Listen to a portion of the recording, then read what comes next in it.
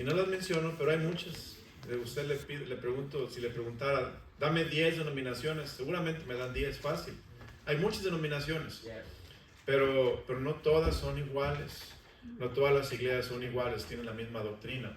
Ahora, ¿qué es un bautista? Vamos a repasar. La B de bautista es un acróstico. Véalo hacia abajo, empezando con la B, luego la A, luego la U. La B, levanta la mano, ¿quién sabe qué representa la B de bautista? Base bíblica. Decía el hermano, un hermano, no digo nombre, estamos en video, pero un hermano decía allá en otro país donde estaba yo, si algunos ven la B de banco, creen que es de banco y no bautista, y a ver qué sacan. No es de banco. La B de bautista es de base y autoridad en la palabra de Dios. Después, la A. Alguien levante la mano. ¿Qué es la A de bautista, hermano Mau? Autonomía. La iglesia bautista es autónoma, esto es, no tenemos un grupo que nos controla, una jerarquía que nos dice qué hacer, qué no hacer, cambian de pastor, lo llevan de aquí para allá, hacen edificios nuevos y no nos preguntan. La iglesia es autónoma, somos independientes. B, A, y luego la U, hermanos. Únicamente hay 2 ordenanzas, y las ordenanzas son el bautismo y la cena del Señor. Después, la T. ¿Qué significa? Alguien levante la mano. Todo creyente es un sacerdote. Y ya vimos que todo creyente es un sacerdote, esto es, representa a Dios, representa al pueblo ante Dios y ve el bienestar del pueblo de Dios. Y podemos entrar a la presencia de Dios al mismo tono de la gracia. Entonces ya vimos B, A, U, T, la I, hermanos. ¿Qué representa la I de bautista? Iglesia cuyos miembros son salvos y bautizados. Y pues pensamos, obvio. No, hermanos, no es obvio. Para tener membresía en esta iglesia, en cualquier iglesia bautista que se deriva de estos distintivos, el miembro debe de ser salvo. ¿Habrá iglesias donde hay miembros no salvos? Sí, solamente pues porque le gustó y pide membresía y se la dan, pero no le preguntan si ya confió en Jesús, si ya se bautizó, solamente le dan membresía. En la iglesia bautista se le da membresía a aquellos que son salvos y bautizados. Y si no, se hace una sesión de negocios para aceptar la membresía, cuando ya se da testimonio o dio testimonio esa persona de su salvación bíblica y su bautismo bíblico. Ahora, la S es del tema de hoy, la S, separación de el Estado y la iglesia. Separación del Estado y la iglesia. Y este tema, cuando estaba estudiándolo, dije, oh, separación del Estado y la iglesia. Eso suena como político, ¿no? Pero no es político, hermanos. Este tema es muy importante porque Cristo lo mencionó. De hecho, los distintivos bautistas no son caprichos de un grupo de gente que se juntó y dijo, vamos a ver, ¿en qué estamos encaprichados? Pues vamos a poner distintivos. No, los distintivos bautistas son distintivos que la misma Biblia da a la iglesia del Señor. Y el Señor Jesús nos mostró, vamos a ver el texto, vamos a Mateo 22, 21, por favor. Mateo 22, 21, y póngase de pie para leerlo. Es un versículo solamente. Mateo 22, 21.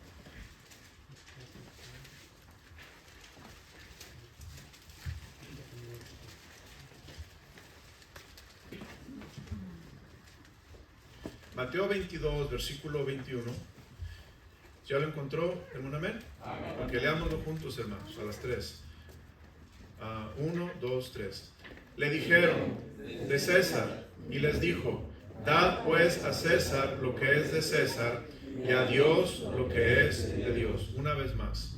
Le dijeron, de César, y les dijo, dad pues a César lo que es de César, y a Dios lo que es de Dios. Padre, bendice este mensaje. Te pido que bendigas, Señor, la enseñanza de la separación de el Estado, el gobierno y la iglesia. Y que tú quieres, Señor, que haya esta separación entre estos dos organismos que tú creaste, que tú instituiste desde el comienzo. Dios, gracias por todo. Pido que bendigas el resto de esta tarde y nos hables el corazón en Cristo Jesús. Amén.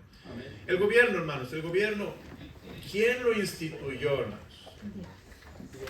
Dios instituyó el gobierno. El gobierno fue instituido por Dios, así como Dios instituyó la familia, Dios instituyó el gobierno. Y vemos que estas dos instituciones, la familia, el gobierno, la iglesia, no deben de conflictuar, no deben de tener conflictos entre ellas, deben de trabajar unidas y de trabajar juntos, porque así lo planeó Dios. Vamos a ver dónde Dios instituyó el gobierno. Vamos al libro de Génesis, por favor, capítulo 9. Génesis, capítulo 9, en el versículo 6. Génesis 9, 6. Y vamos a leerlo en voz alta, cuando les diga las 3. Génesis 9, en el versículo 6. ¿Ya lo encontramos? A las 3. 1, 2, 3. El que derramare sangre de hombre, por el hombre su sangre será derramada, porque imagen de Dios es hecho el hombre. Ahí vemos, Dios dijo que va a haber hombres que van a estar encargados de las leyes civiles, de todos los problemas civiles. Esto es cuando haya problemas entre ciudadanos, problemas entre hombres, mujeres, entre gente. Va a haber un gobierno que va a tener autoridad para hacer justicia. Entonces Dios, aquí es el primer capítulo, primer libro donde se habla del gobierno, y después pues, le puedo dar muchos versículos más del gobierno, cómo Dios instituyó el gobierno. Y obviamente al pueblo de Israel Dios le dio leyes civiles, en el cual hay múltiples leyes que el gobierno va a cumplir, que el gobierno va a asegurarse de que se cumplan. Por ejemplo, cuando alguien robaba algo, el gobierno podía actuar, y el gobierno de Israel, el gobierno civil, y demandar que la persona que robó a alguien restituyera al robado y le diera una quinta parte más de lo robado. Cuando un hombre se metía con una mujer y la mujer gritaba, me está abusando, adulterio o fornicación, el hombre era juzgado y a veces hasta lo mataba el gobierno. ¿Por qué? Porque eran las leyes civiles que Dios dio. Usted puede encontrar estas leyes en el libro de Éxodo. Éxodo capítulo 20 da las leyes morales. Después sigue avanzando, capítulo 21 son leyes civiles. Más adelante en Levítico vemos las leyes ceremoniales. Y Dios dio leyes para todas estas cosas porque Él instituyó el gobierno. Vamos a Romanos capítulo 13, por favor. Este es uno de los capítulos más famosos, más conocidos que existen en la Biblia, de que Dios apoya el gobierno, porque Él lo instituyó y Él le dio autoridad. En Romanos capítulo 13, vamos a leer juntos, por favor, hermanos. Versículo 1 y 2. ¿Listos? A las 3. 1, 2, 3. Sométase toda persona a las autoridades superiores, porque no hay autoridad sino de parte de Dios, y las que hay por Dios han sido establecidas. De modo que quien se opone a la autoridad, a lo establecido por Dios, resiste, y los que resisten acarrean condenación para sí mismos. Fíjense, sométase toda persona a las autoridades superiores, porque no hay autoridad sino que, hermanos, de parte de Dios. Entonces, ¿quién instituyó esta autoridad del gobierno? Dios. Desde Génesis 9:6, Él estableció una forma de que el gobierno tratara con los asuntos civiles y diera castigo, pena a los que violaban las leyes civiles. Dice, y las que hay por Dios han sido establecidas, de modo que quien se opone a la autoridad, a lo establecido por Dios, ¿qué dice? Resiste a lo establecido por Dios. Dios estableció el gobierno. Dice después, versículo 3, ahora vemos por qué no debe de haber conflicto entre el gobierno y la iglesia. ¿Por qué debemos de funcionar en forma armoniosa, en forma unida? ¿Por qué no debemos estar en pleito unos con otros? Versículo 3. Porque los magistrados no están para infundir temor al que hace, ¿qué, hermanos? El bien, sino ¿qué? Sino al malo. En una forma, hermanos, el gobierno es una herramienta de Dios para juzgar el mal. ¿Me va siguiendo? Yo cuando veo policías, les doy gracias a los oficiales, les digo gracias por su servicio, gracias por poner su vida en la línea para agarrar malhechores, gente mala, gracias por protegernos, porque, hermano, ellos están sirviendo a la sociedad y están para castigar lo malo. Si ve aquí claramente, dice, dice, los magistrados no están para infundir temor al que hace el bien, sino al malo. Y aquí vemos, no debe haber un conflicto entre la iglesia y el Estado, porque la iglesia debe hacer el bien, ¿verdad, hermanos? La iglesia hace el bien, lo correcto, o los mandamientos de Dios, y no hace lo malo, por lo tanto no tiene conflicto con el gobierno. Ahora, vemos, versículo 3, dice, ¿quieres pues no temer la autoridad? Dice, haz lo bueno y tendrás ¿qué? Alabanza de ella. Esto es, si tú no quieres temer la autoridad, haz lo bueno. No andes a 50 millas cuando dice 25, ¿verdad? No dejes de pagar impuestos cuando hay que pagar impuestos. No violes ninguna de las leyes para que no tengas problemas, porque no debe haber conflicto entre la iglesia y el Estado. Ahora dice la palabra de Dios, versículo 4, porque es, y que, note esta frase, leámoslo juntos, hermanos, porque es servidor de Dios para tu bien. Por eso, hermanos, debemos de orar por el gobierno. Esta clase que estoy dando esta tarde, más que una predicación, es una clase, porque voy a enseñar cosas de por qué es importante ver la separación de iglesia y Estado, pero debemos de orar por el gobierno, porque Dios quiere que el gobierno se mantenga derecho, se mantenga justo, se mantenga recto, que ellos castiguen el mal y no al mal y los malos, y no castiguen el bien y los buenos, sino que se mantengan en su trabajo que Dios les dio. Es servidor de Dios para tu bien. Y por esto, hermanos, una aplicación de este mensaje, debemos de orar por el gobierno. Fíjese conmigo, vea conmigo, 1 Timoteo 2, por favor. 1 Timoteo 2, versículo 1. Versículo 1 y 2. Vamos a leerlo juntos, por favor, hermanos. A las 3, 1, 2, 3.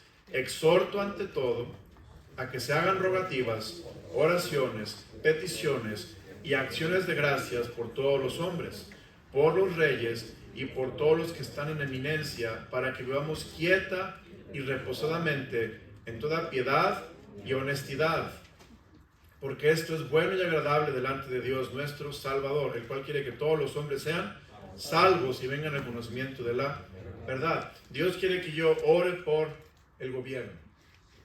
¿Y para qué? ¿Qué voy a orar por ellos? Aquí dice, para que sean salvos.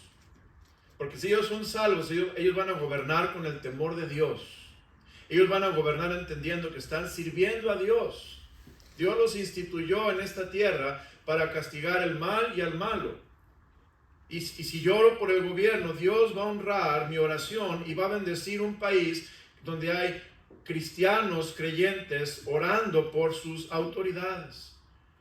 Ahora, note lo que dice, hermanos, versículo 4, porque es servidor de Dios para tu bien, pero si haces lo malo, teme, porque no en vano lleva la espada, pues él es servidor de Dios, vengador para castigar al que hace lo malo, por lo cual es necesario estarles sujetos, no solamente por razón del castigo, sino también por causa de la conciencia. Versículo 6, pues por esto pagáis también los tributos, porque son servidores de Dios que atienden continuamente a esto mismo.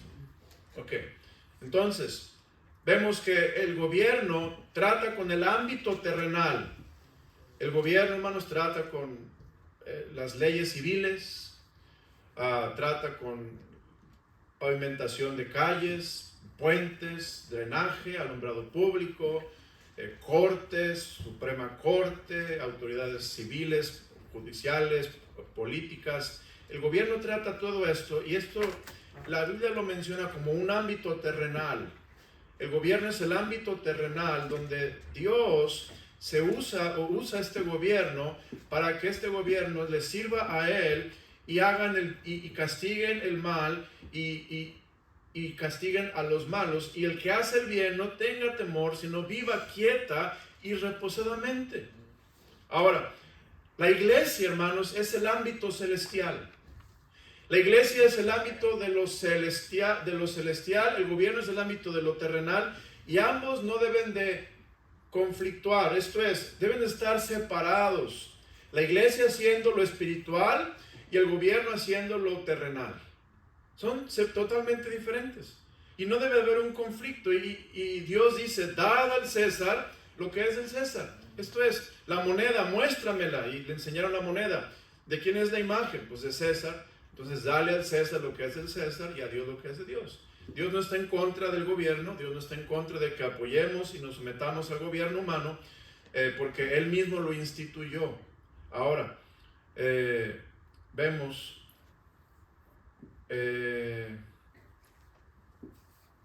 primer punto del mensaje: el reino de Dios y el reino de los hombres. El reino de Dios y el reino de los hombres. El reino de Dios es la iglesia, y el reino de los hombres es lo terrenal, es el gobierno. Son dos reinos diferentes y no deben de conflictuarse, ni uno meterse con el otro para controlar. La separación de la iglesia y el Estado, o del Estado y la iglesia, es que el Estado no va a controlar la iglesia. Amén. Eso significa, el Estado no va a controlar la iglesia, ni la iglesia va a controlar al Estado. Son separados. Ahora, pastor, ¿a poco el Estado controla la iglesia? Sí, hermanos. ¿Cómo controla el Estado la iglesia? Bueno, cuando el Estado tiene una religión oficial. ¿Sabían ustedes que, por ejemplo, Inglaterra, la iglesia anglicana es la religión del Estado? Y simplemente por ser inglés, eres parte, ya miembro de la iglesia anglicana, porque es la religión del Estado. Y hay países donde el Estado tiene una religión, y esa religión la controla el Estado. ¿Qué hacer, qué no hacer, qué dicen, qué no dicen? Porque está controlada por las autoridades civiles y no por la autoridad divina, que es Dios. Entonces es un ejemplo de cómo el Estado puede tener una religión oficial y por lo tanto controlar a la iglesia, porque está bajo de ellos. Y es lo que Dios no quiere. Darle a César lo que es de César y a Dios lo que es de Dios. Son separados.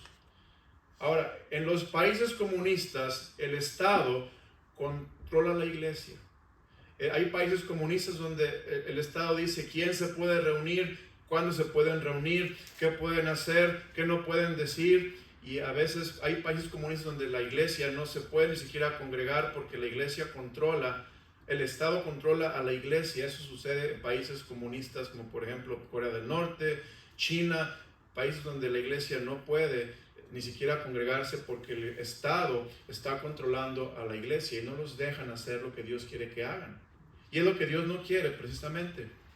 Entonces vemos, el reino de Dios es la iglesia, el reino de los hombres es lo terrenal, y no deben de estar controlando el uno al otro, sino que deben de estar trabajando en forma armoniosa.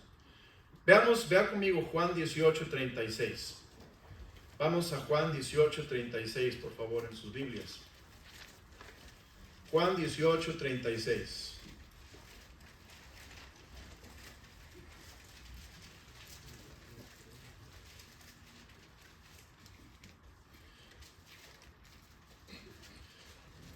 Este pasaje es precioso, hermanos. De hecho, vamos a leerlo. Esta clase, hermanos, honestamente, cuando yo empecé a estudiar la clase, separación del Estado y la iglesia, dije, ¿qué voy a decir? ¿Cómo voy a llenar el bosquejo con este tema? Y empecé a estudiar, hermanos, y me di cuenta que la Biblia habla mucho de esto. Vamos a leer el pasaje. Juan 18, 28 en adelante. ¿Están listos?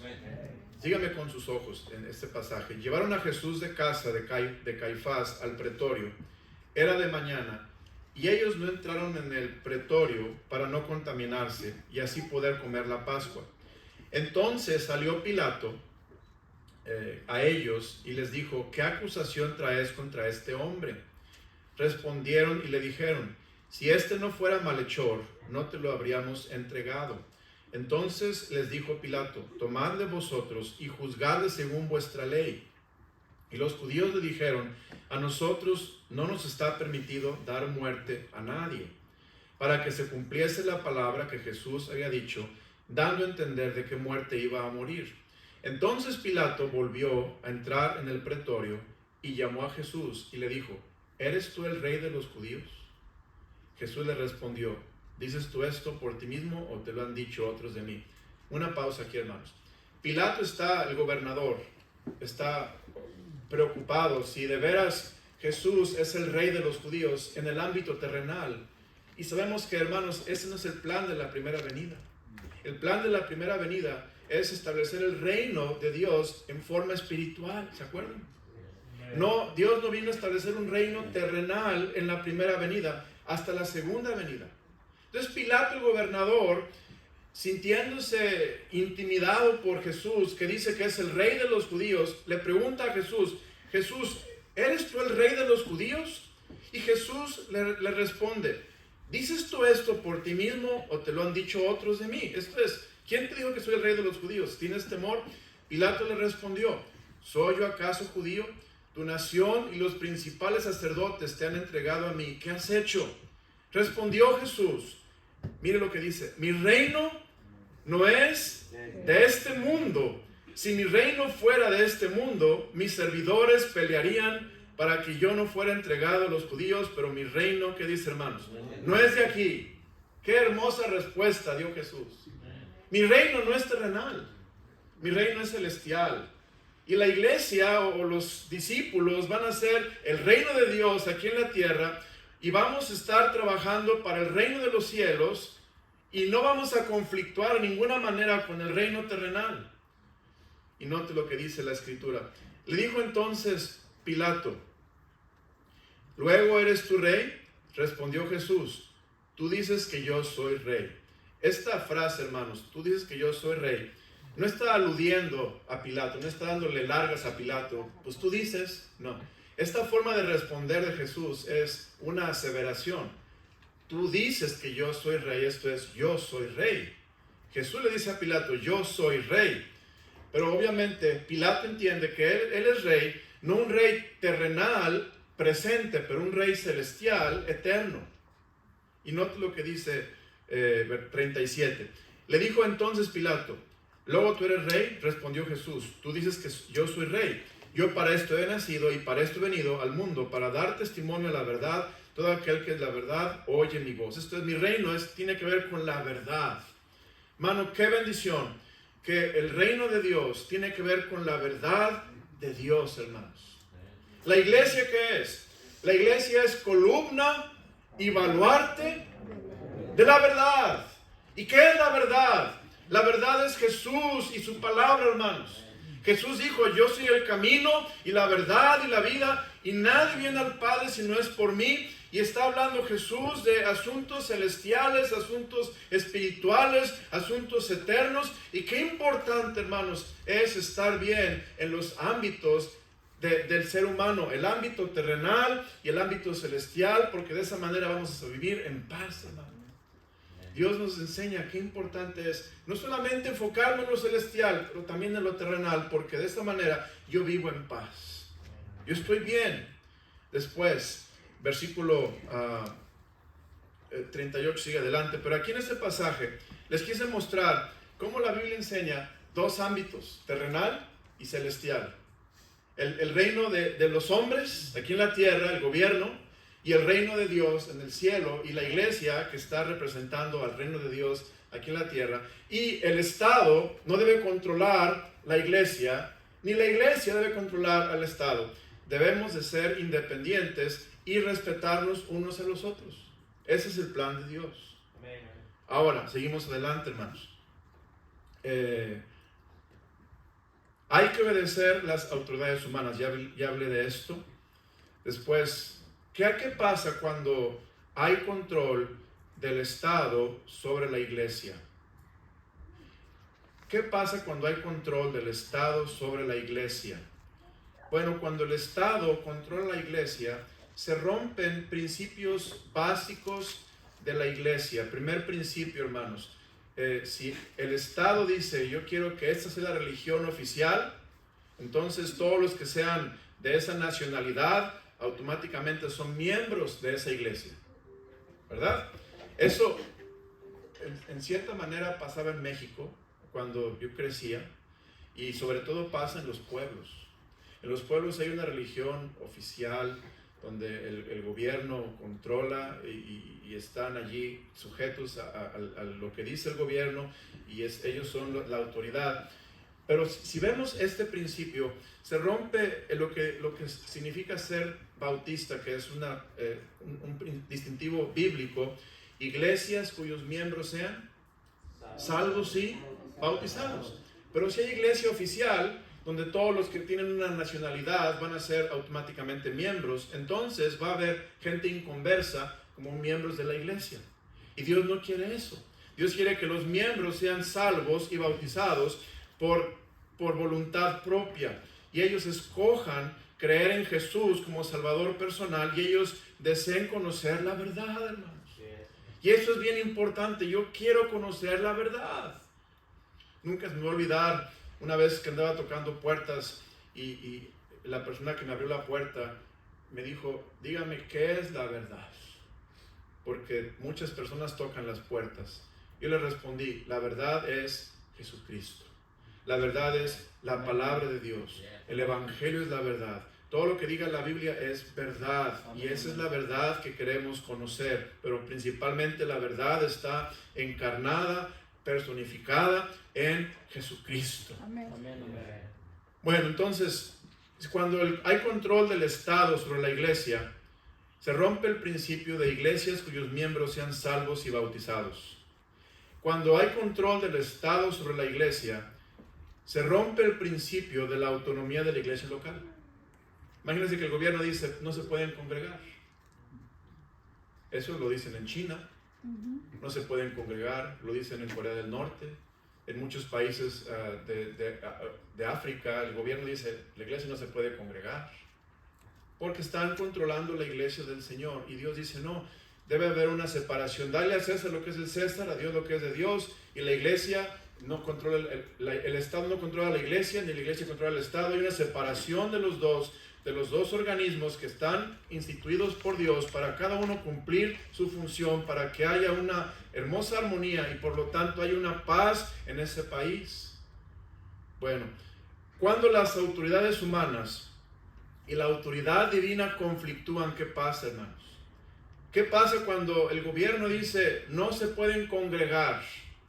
¿Qué pasa cuando el gobierno dice no debes hablarle a nadie de Cristo?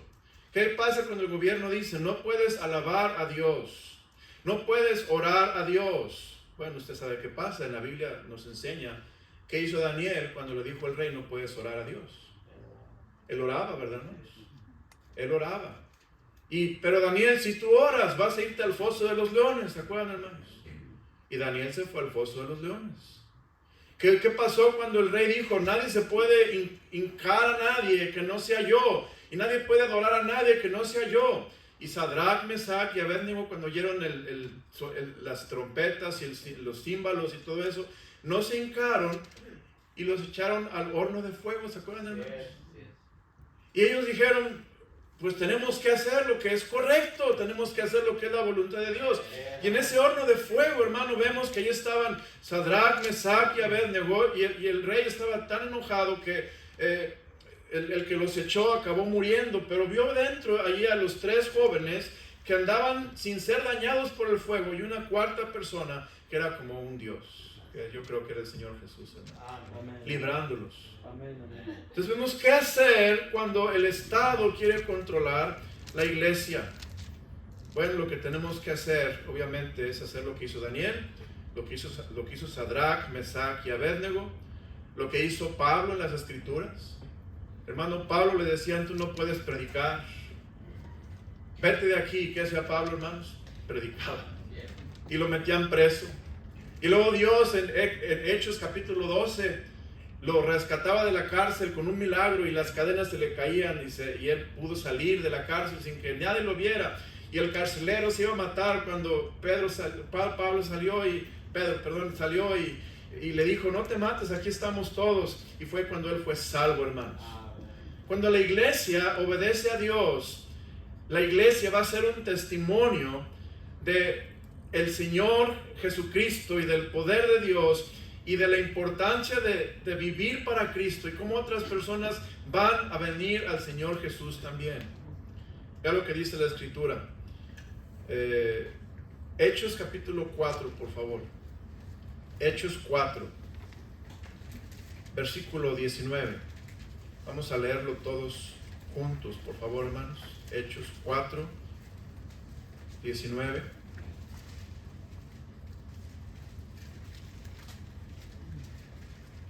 Bueno, vamos a ver, hermanos, un poquito antes. Versículo 13, Hechos 4, 13. Vamos a leerlo juntos, por favor, hermanos, para que me sigan y estén involucrados a las 3. 1, 2, 3.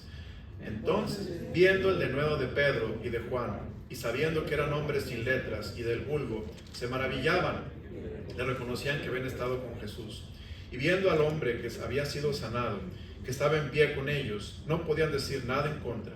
Entonces les ordenaron que saliesen del concilio y conferenciaban entre sí, diciendo, ¿qué haremos con estos hombres? Porque de cierto, señal manifiesta ha sido hecha por ellos, notoria a todos los que moran en Jerusalén, y no lo podemos negar. Sin embargo, para que no se divulgue más entre el pueblo, amenacémosles, para que no hablen más, no hablen de aquí en adelante a hombre alguno en este nombre. Y llamándolos, les intimaron que en ninguna manera hablasen ni enseñasen en el nombre de Jesús. Mas Pedro y Juan respondieron diciéndoles, juzgad si es justo delante de Dios obedecer a vosotros antes que a Dios. Versículo 20, porque no podemos dejar de decir lo que hemos visto y oído. ¿Qué hacer cuando el gobierno quiere controlar la iglesia? Lo que hizo Pedro y Juan, hermanos. Seguir adelante. ¿Por qué? Nota lo que dice Pedro y Juan. No podemos dejar de decir lo que hemos visto y oído, hermano. Hay algo, una urgencia que está en nuestros huesos, quemándonos por hablar con otros de Cristo, decirles del Salvador, de la resurrección. Versículo 21, entonces les amenazaron y les soltaron, no hallando ningún modo de castigarles por causa del pueblo, porque todos glorificaban a Dios por lo que se había hecho. Esto es, no habían hecho nada malo, hermanos. No habían violado ninguna ley. Estaban simplemente los gobernantes siendo intimidados por Jesucristo y este Dios que quería lealtad, pero el gobierno debe de entender que no hay conflicto, no vamos a conflictuar, vamos a servir a las autoridades públicas, vamos a adorar a nuestro Dios porque no hay conflicto.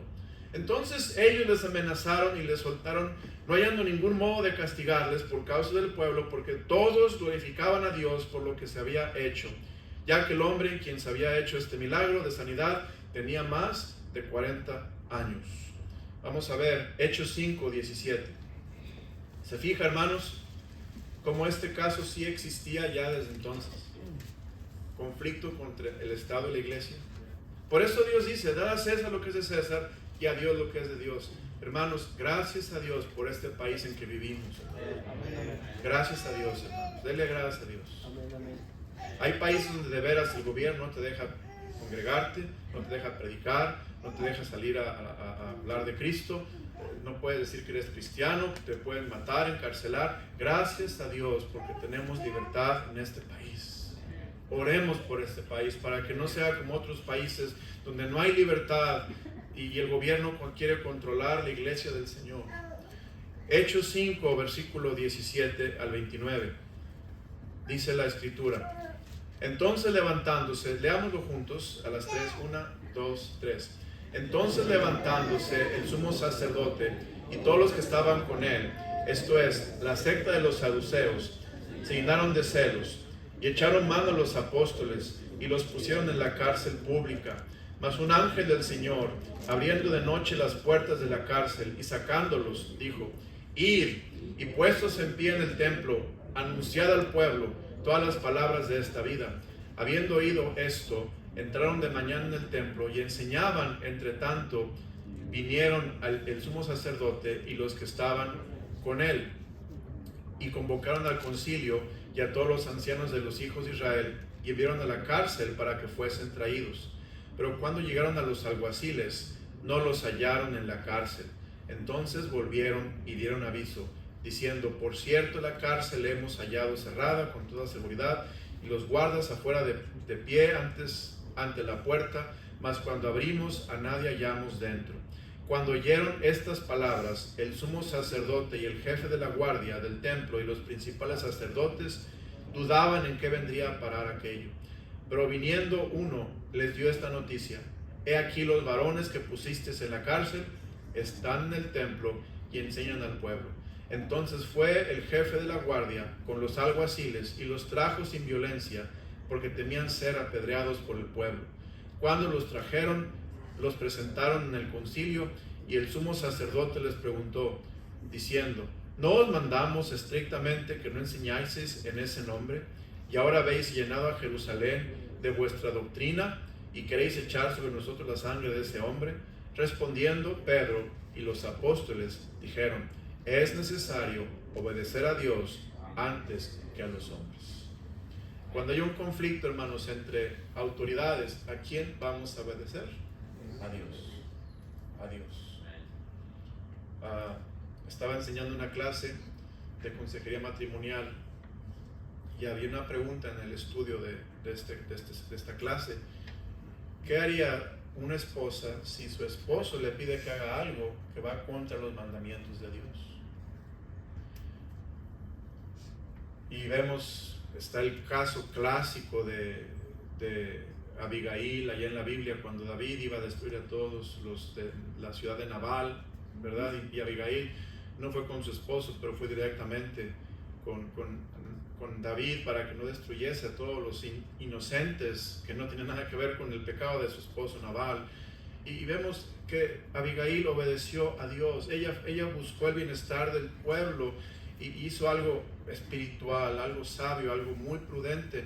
Igualmente, hermano, Dios quiere que cuando hay un conflicto de autoridades, siempre obedezcamos a Dios primeramente, porque eso es, Dios es la autoridad suprema, la autoridad superior y mayor sobre todas las cosas. Ahora, para terminar, hermanos, ¿qué debemos hacer con respecto a nuestra posición como iglesia? ¿Qué debemos hacer para ser una iglesia bíblica, una iglesia que es espiritual, una iglesia que ama su país? Hermano, una iglesia ama su país donde está. Una iglesia ama el país donde está sirviendo al Señor y quiere que este país prospere, hermanos. ¿Se acuerdan cuando los israelitas, pues específicamente los judíos, fueron llevados a Babilonia? Y el profeta les dice: buscad el bien de esta ciudad. ¿Se acuerdan? Busca el bien de Babilonia. ¿Por qué? Porque en el bien de Babilonia está tu bien. Y así debemos amar el país donde Dios nos ha puesto, buscar el bien de este país, porque en el bien de este país está nuestro bien. ¿Qué tenemos que hacer? Como le dije hace unos minutos atrás, orar por nuestras autoridades. Ore por nombre, hermanos. Apréndase el nombre de nuestro presidente, ore por él. Del vicepresidente, ore por ella. El nombre del alcalde, Andrew Dickens, ore por él por nombre. Ore por el District Attorney de Cobb County, creo que se llama Flint. Ore por él por nombre. Ore, hermanos, por sus representantes de distrito. Ore por sus senadores. Ore por sus diputados por nombre. ¿Por qué? Porque debemos ser una iglesia piadosa, hermanos. Que hagamos lo correcto delante de Dios. Y para Dios, hermano, lo que es de este gobierno humano, de este ámbito terrenal, es muy importante porque vivimos en esta tierra y quiere Dios que vivamos en paz y decentemente. Por lo tanto, si hacemos estos mandamientos de Dios, Dios va a bendecir la iglesia y Dios va a bendecir este país, hermanos. Yo le animo a que oremos por nuestro país. Y yo sé que hay aquí de otros países, también ore por su país, ore por México, ore por Guatemala, ore por Honduras, ore por El Salvador. Oremos por nuestros países. Porque Dios va a bendecir la oración de una iglesia espiritual, hermanos. Le voy a dar una prueba. Si se humillare mi pueblo, sobre el cual mi nombre es invocado, y oraren y se convirtieren de sus malos caminos, entonces yo oiré desde los cielos. ¿Y qué dice, hermanos? Perdonaré sus pecados y sanaré su tierra, hermanos. Dios va a sanar una tierra dependiendo de la espiritualidad del pueblo de Dios que vive en esa tierra, hermanos. Yo he visto cómo en un lugar donde hay gente espiritual, gente, hermano, consagrada a Dios, Dios bendice esa tierra. Dios hace llover sobre la parcela. Dios cuida a los animales de esos que están orando a Él. Pero cuando no oramos, cuando no reconocemos a Dios, hermano, no puede haber bendición de Dios, no puede haber lluvia, no puede haber prosperidad, porque Dios quiere bendecir a una iglesia espiritual. Tenemos una gran responsabilidad como iglesia, hermanos. Ore. Segunda cosa que puede hacer, vote. Los que pueden votar, voten, no como pelota, pero vote a votar, ponga su voto, los que pueden votar, voten. ¿Por qué? Porque al votar usted está eligiendo a sus autoridades. Después, ¿y cómo me está representando tal persona? Porque votaste por él. Si no votaste, dejaste que alguien más votara por ti. Entonces es importante esto, hermanos. A veces pensamos, no, votar no es espiritual. Votar es espiritual. Sí es espiritual. ¿Por qué? Porque estás tú eligiendo a aquellos que te van a gobernar y Dios quiere que tú como ciudadano seas responsable, darás hasta lo que es del César y pagues tus impuestos y votes y seas buen ciudadano, guardes las leyes, etc. ¿Por qué? Porque de esa manera tú vas a ser de bendición a tu país. Entonces es importante orar por los gobernantes, votar cuando hay elecciones y ser responsable con mis deberes ciudadanos. Esto es, hermanos, si Dios quiere que seamos buenos ciudadanos o residentes en este país, no tires basura, no pintarrajes las paredes, hermano, haz lo que es decente, con orden, respeta a tus vecinos, y de esta manera Dios va a dar testimonio de sí mismo a través de ti. Y defiende la verdad aun cuando se oponga la gente. Esto es, la iglesia debe defender la verdad. Recuerda, hermano, que Pilato le preguntó a Jesús, ¿qué es la verdad? ¿Cuál es la verdad? Y Jesús dijo, estoy aquí para la verdad. Hermanos, qué importante es que la iglesia no perdamos el propósito de estar aquí. Somos una columna, somos un baluarte de la verdad, hermanos. Y la iglesia debe mantenerse firme en la verdad, en Cristo Jesús. La iglesia no puede ser un club social, un club deportivo, un club de compañerismo. La iglesia, hermanos, es la iglesia del Señor vivo y verdadero, una columna, un baluarte de la verdad. Y Dios quiere que la iglesia haga lo correcto, porque haciendo lo correcto, Dios bendice hasta nuestro país, hermano. Y lo prospera y nos da paz y nos ayuda a poder vivir armoniosamente. Padre, gracias por tu palabra. Gracias por estas enseñanzas de la Biblia, que a veces no las vemos, pero están allí tan claras, que tú quieres, Dios, que demos a César lo que es del César y a Dios lo que es de Dios. Dios, no hay conflicto. Pido que por favor nos ayudes a orar por nuestras autoridades, para que sean temerosos de Dios, para que te conozcan como Salvador personal, para que gobiernen con los principios bíblicos de justicia y equidad, para que, Señor, cuiden del pobre, de la viuda, del huérfano, del menesteroso, para que como iglesia podamos, Señor, ser sal, ser luz y hacer la diferencia, tal como lo hizo Daniel en la Biblia, tal como lo hizo Sadrach, Mesach y Abednego, tal como lo hicieron los hombres de Dios, que impactaron su gobierno, su país, impactaron a los reyes que estuvieron bajo su ministerio. Ayúdanos a ser una iglesia espiritual, columna y baluarte de la verdad, que hagamos lo que te agrada, Señor, y respetemos lo que tú has instituido y, Señor, nos sometamos a la autoridad. Padre, gracias por tu palabra. Bendice este mensaje y te pido, Dios, que como iglesia seamos una iglesia que amemos el lugar donde nos has plantado, donde nos has puesto, y que por causa de esta iglesia, este lugar, este país florezca y lo bendigas y lo prosperes, Señor, y lo guardes del mal y pongas un escudo de protección alrededor nuestro, porque tú quieres, Señor, que seamos luz y seamos sal. Gracias por tu iglesia, que es hermosa y preciosa. Te lo suplico en nombre precioso de Cristo Jesús. Amén y amén. Vamos a ponernos de